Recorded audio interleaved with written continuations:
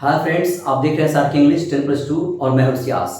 आपकी फरमाइश होगी, आपकी फरमाइश होगी और मेरी आजमाइश होगी। तो चलिए स्टार्ट करते हैं आज की क्लास करबक कविता से। करबक कविता जो है आपके बुक में जो है हिंदी बुक में 13 जो है आपका वो क्या है, वो पद है, ठीक है, और 13 क्या है, गद्य है। तो मैं आज आपके स्टार्ट किया हूं कविता से, है ना, जो कि पहला चैप्टर आपका है करबक। क्या है, करबक। तो इसकी कवि का नाम क्या है, मलिक मोहम्मद जायसी। तो करबक जो कविता जो है, ठीक है, इसके कवि का नाम क्या है, मलिक मोहम्मद जायसी नाम है। क्या नाम है, मलिक मोहम्मद जायसी। क्लियर। अब आते हैं हम लोग परिचय पर। तो अब आप लोग सोच रहे होंगे कि आखिर परिचय क्यों बता रहे हैं, पढ़ाने वाले हैं पोयम कविता, उसका बताएंगे भावार्थ, ये परिचय क्यों पढ़ाने जा रहे है ना। तो एक काम की बात बता रहा हूं आपको, हम किसी को बताइएगा नहीं, परिचय से भी क्वेश्चन आता है ऑब्जेक्टिव, है ना। परिचय से भी, कवि के परिचय से भी क्वेश्चन खूब आता है, ठीक है, इसलिए किसी को बताइएगा नहीं, ना बता दीजिएगा, ठीक है, तभी तो सब जानेगा, सब पढ़ेगा, उसका मार्क्स बढ़िया आएगा, है ना। सबको बता दीजिएगा कि परिचय से भी क्वेश्चन ऑब्जेक्टिव आता है, ठीक है। तो चलिए स्टार्ट करते हैं परिचय। जायसी निर्गुण, जायसी बोले तो मलिक मोहम्मद जायसी, शॉर्ट में जायसी हम बोल रहे हैं, ठीक है, कि बार बार उनको लिखना नहीं पड़े पूरा, है ना, कि बोर्ड है उतना कहां से लिखेंगे, ठीक है। तो जायसी जी जो है निर्गुण भक्ति, निर्गुण भक्ति धारा के, निर्गुण भक्ति धारा के प्रेम मार्गी शाखा, प्रेम मार्गी शाखा के प्रमुख कवि हैं। फिर से पा, जायसी जी जो है निर्गुण भक्ति धारा के प्रेम मार्गी शाखा के प्रमुख कवि हैं, ठीक है। जायसी का जन्म 1492 ईस्वी के आसपास और मृत्यु 1548 ईस्वी के आसपास माना जाता है। अब आप सोच रहे होंगे कि माना जाता है आसपास, ये क्या बोल रहे हैं, आप बताइए बात कब का हो रहा है, 1492 का, और कब मरे थे, 1548 में। यहां अभी 2000 चल रहा है ना, 2023, तो आप बताइए क्या 1800 जब आया था, ठीक है, 1800 कुछ या 1902 1901, उस गरीब के लोगों को पता था कि जन्म कब हुआ कब मरा, मतलब सब लोगों को नहीं पता रहता था, कुछ कुछ अपना लिख लेता था। लेकिन इतना पहले 1492 और 1548 में कहां को लिखता था, ठीक है। तो बस अंदाज से माना गया है इसके आसपास। आसपास करने का मतलब यह है कि 2 साल 5 साल पीछे भी हो सकता है और आगे भी हो सकता है, ये हुआ। तो हमको एग्जाम जो पूछेगा उन्हें लिखेंगे जो किताब में लिखा रहेगा। तो किताब में लिखा हुआ है 1492 में इनका जन्म हुआ, उसके आसपास, ठीक है। निधन जो है 1548 ईस्वी के आसपास माना जाता है, ठीक है। वे उत्तर प्रदेश के जायस नामक स्थान के रहने वाले थे।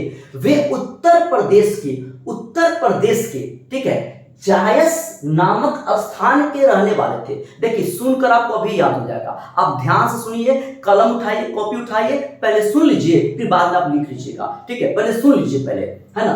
क्या बोल रहा है कि वे उत्तर प्रदेश के जायस नामक स्थान के रहने वाले थे। उत्तर प्रदेश में जायस नामक एक स्थान का नाम है, वहां के ये रहने वाले थे। आसान है। अगला है, उनके पिता का नाम मलिक शेख ममरेज। अच्छा, उनके पिताजी का नाम मलिक शेख ममरेज, और ये ब्रैकेट में क्या लिखा हुआ, मलिक राजे अशरफ था। मतलब उनका दो नाम था, हम लोग का दो नाम ही होता है, स्कूल का नाम अलग, घर का नाम गोलू, तो दादी बोलती गोलुआ, ए गोलुआ सुन, नहीं, तो हम लोग का भी दो नाम होता है, आपका भी दो नाम होगा, घर का नाम अलग, स्कूल का नाम अलग, चिढ़ाने वाला नाम अलग होता है, नहीं होता है, पता है ना। इनका भी दो नाम था, मलिक शेख ममरेज और मलिक राजे अशरफ, इनके पिताजी का नाम था, ठीक। तो फिर से आप भी बोलिए, देखिए आपको नाम बोलने नहीं आएगा तो बाद में उनको नहीं कहिएगा, आप साथ में रिपीट करिए ना, रिपीट करिए, मैं सुन रहा हूं, बोलिए, हाँ बोलिए, हाँ बोलिए। तो मलिक शेख ममरेज और मलिक राजे अशरफ, ठीक है। उनके गुरु शेख मोहिद्दीन और सैयद अशरफ जहांगीर थे। उनके गुरु जी का नाम क्या था, उनके टीचर जी का नाम क्या था, उनके गुरु जी का नाम था शेख मोहिद्दीन और सैयद अशरफ जहांगीर। हाँ, शेख मोहिद्दीन और सैयद अशरफ जहांगीर, ठीक है, उनके गुरु का नाम था, ठीक है, याद हो गया? क्या क्या याद हो फिर से? शेख मोहिउद्दीन और सैयद अशरफ जहांगीर, ठीक है। जायसी, कुरूप और काने थे। जायसी जी जो है वो कुरूप बोले तो क्या, बदसूरत, काने मतलब काना, ठीक है, काने थे। चेचक होने के कारण उनका चेहरा बदसूरत हो गया था और बाईं आंख और कान से वंचित थे। चेचक होने के कारण, चेचक समझते हैं ना, चिकन पॉक्स नहीं हो जाता है चेचक, यहाँ पर चिकन पॉक्स पूरा मुंह में, पूरा बॉडी में, ठीक है। तो वो होने के कारण जो है उनका चेहरा जो है बदसूरत हो गया था, है ना, बहुत बेकार लगता था दिखने में उनका चेहरा, ठीक है। और वही चेचक के कारण उनका बायां आंख जो है और बायां कान है ना, वो भी बेकार हो गया था। मतलब बाएं आंख से और कान से वंचित हो गए थे। मतलब बायां जो आंख जो है ना, इससे उनको दिखाई नहीं देता था, बायां कान जो है उनसे सुनाई नहीं देता था, ठीक है, चेचक के कारण। बताइए, इतना कुछ होने के बाद भी इतने महान ही बने, है ना। और हम आप लोग सोचते हैं कि ये चीज़ नहीं है, ऐसा हो गया है, चलो अब मेहनत करना छोड़ दें, ये काम करना छोड़ दें। इनसे सबक लेना चाहिए हम लोग को, कुछ सीखना चाहिए, है कि नहीं। चलिए, उनके 21 रचनाओं में मुख्य है, देखिए उनका लिखा हुआ रचना जो है 21 है। तो क्या 21 थोड़े सब मेन होगा, ठीक है, जो एग्जाम में पूछेगा हम बताएंगे आपको, ठीक है। तो पहला नाम है पद्मावत। क्या नाम है? पद्मावत, पद्मावत। दूसरा अखरावट। तीसरा आखिरी कलाम, आखिरी कलाम। फिर क्या है? चित्ररेखा। फिर क्या है? कहरनामा। फिर क्या है? होलीनामा।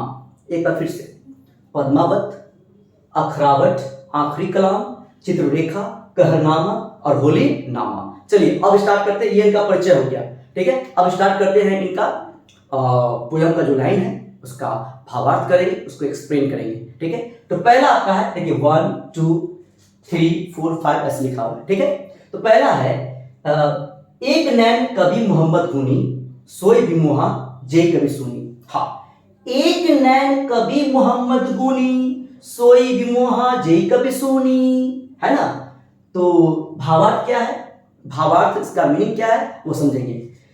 प्रस्तुत पंक्ति मलिक मोहम्मद जैसी द्वारा रचित महाकाव्य पद्मावत से लिया गया है। एक बात आप जान लीजिए, जितना भी आप इस पोयम का हम एक्सप्लेन करेंगे, उसका भावार्थ करेंगे, तो सब में पहला लाइन जो है स्टार्टिंग हम लोग ऐसा ही करेंगे, उसके बाद उसका मीनिंग लिखेंगे। हम लोग क्या करते हैं, एग्जाम में आया उसका मीनिंग पता है, डायरेक्ट मीनिंग उसका लिखना स्टार्ट करते हैं। डायरेक्ट मीनिंग नहीं लिखा जाता है, उसका स्टार्टिंग कुछ होना चाहिए ना। तो स्टार्टिंग क्या है समझिए, प्रस्तुत पंक्ति, जो सामने आपका पंक्ति जो है प्रस्तुत है, जिसको आप देख रहे हैं अभी, प्रस्तुत पंक्ति मलिक मोहम्मद जैसी, इसके कवि का नाम लिखिए, मलिक मोहम्मद जैसी द्वारा रचित महाकाव्य पद्मावत से लिया गया है। हाँ, इसको हर जगह लिखेंगे हम लोग स्टार्टिंग में, है ना। एक बार फिर से, प्रस्तुत पंक्ति मलिक मोहम्मद जैसी द्वारा रचित महाकाव्य पद्मावत से लिया गया है। अब आते हैं मुद्दा पर। इसमें कवि कहते हैं, अब बताइए क्या कहते हैं, अब बताइए क्या कहते हैं। इसमें कवि कहते हैं कि एक नैन के होते हुए भी जायसी गुणवान है।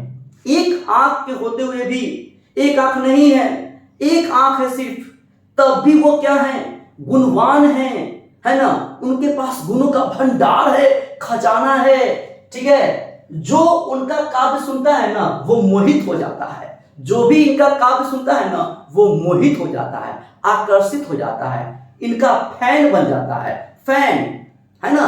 तो जो भी इनका काव्य सुनता है, बताइए एक आंख के होते हुए भी इतने वो टैलेंटेड है, गुणवान है, जो भी उनका एक बार सुन लिया काव्य कोई, इनका फैन बन गया, ठीक है। कितना मजा आ रहा होगा नहीं। चलिए अब आइए 2 पर, मोहम्मद यही कवि जोड़ी सुनावा, सुना जो प्रेम पीर गा पावा।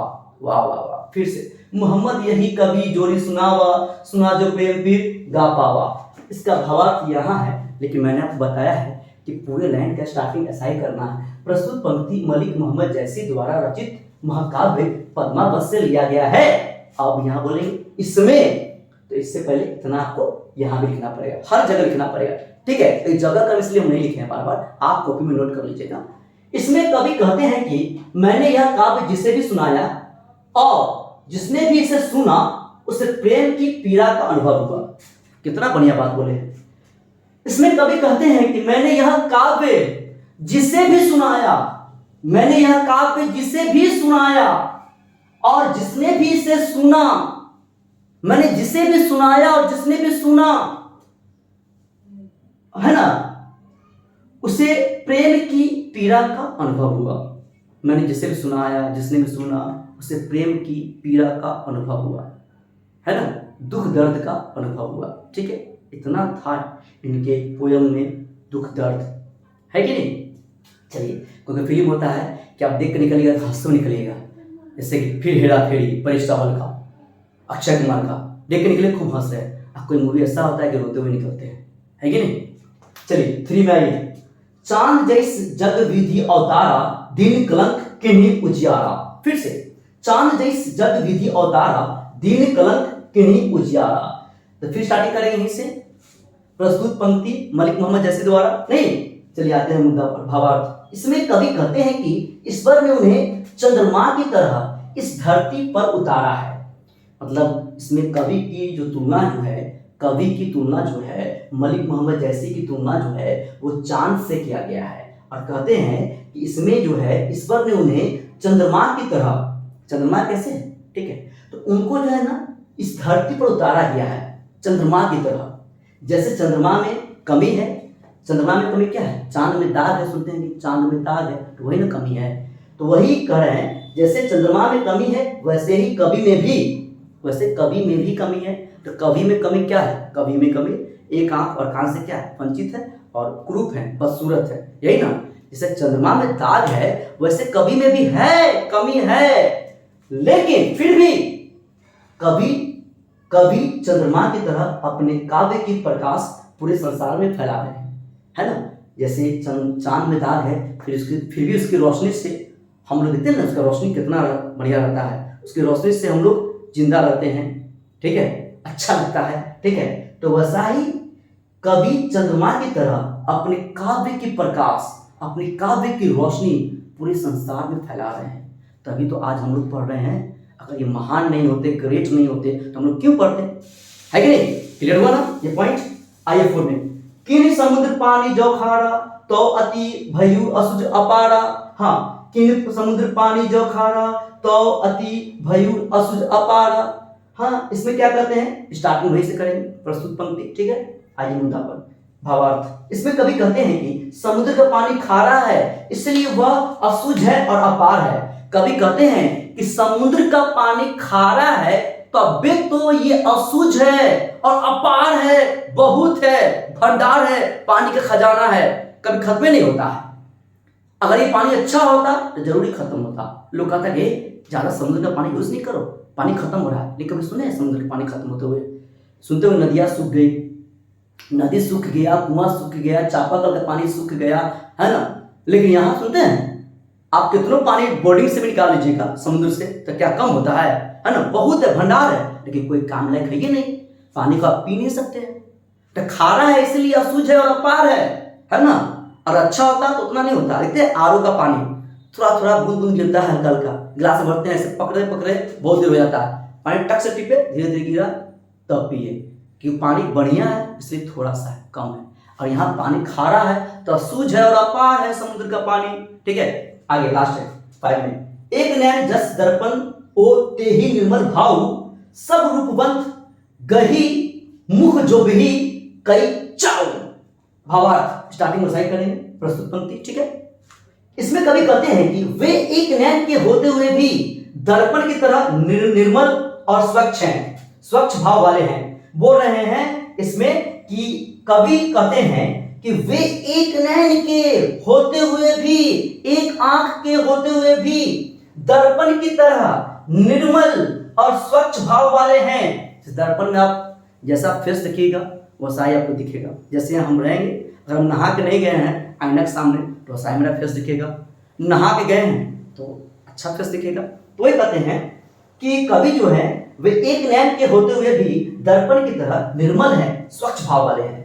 और उनकी इसी गुण की वजह से बड़े बड़े रूपवान लोग, बड़े बड़े हैंडसम लोग, बड़े बड़े ब्यूटीफुल लोग, है ना, लोग उनके चरण पकड़कर कुछ पाने की इच्छा लिए, है ना, उनके मुख की तरफ ताका करते हैं। बड़े बड़े हैंडसम लोग, रूपवान लोग, है ना, कुछ पाने की इच्छा लेकर, है ना, उनके चरण पकड़कर उनके मुख की तरफ देखते हैं और कुछ पाने का इच्छा रखते हैं कि कुछ गुण दे हमको, कुछ ज्ञान दे हमको, कि मेरा जीवन जो है धन्य हो जाए। इतने महान थे। इसलिए गाना भी है, एक दिन बिक जाएगा माटी के मोल, जग में रह जाएंगे प्यारे तेरे बोल, ला ला ला ला ला। चलिए, तो सबसे पहले इसका स्क्रीनशॉट लिया जाए। तो आज के लिए इतना ही। वीडियो को शेयर करना बिल्कुल नहीं भूलेंगे। बहुत अच्छा से मैंने आपको एक्सप्लेन किया है, तो वीडियो को शेयर करेंगे अपने फ्रेंड्स के व्हाट्सएप ग्रुप पर, जो भी आपका फ्रेंड हो, स्कूल का, कॉलेज का, गांव का, मोहल्ला का। इंस्टा पर भी शेयर कर दीजिए, है ना। टेलीग्राम चलाते हैं तो उस पर भी आप शेयर करिए, मैसेंजर पर भी शेयर करिए, ठीक है। तो आज के लिए इतना ही। जय हिंद।